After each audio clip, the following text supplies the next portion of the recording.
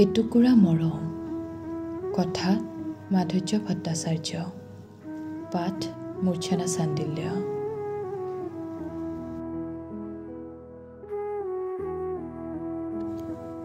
এটুকুৰা মৰম, যাৰ আলিংগনত জীপাল হ'ব জীৱশ্ৰেষ্ঠৰ মৃতপ্ৰায় সপোনবোৰ।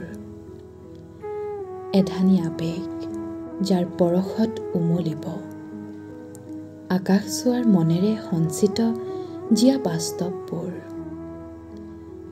যাৰ স্পৰ্শত সিক্ত হ'ব ফাগুনৰ লঠঙা গছৰ সূক্ষ্ম পাতবোৰ।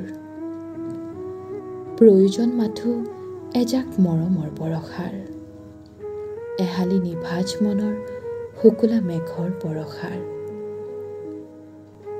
ফুলি উঠিব ৰামধেনুৰ সাতোৰং বোলাই ৰঙীন কৰা জীৱনৰ ফুলবোৰ। এমুকুৰা হাঁহিৰে প্ৰশান্তিৰ নিৰিবিলি পচোৱা জাকত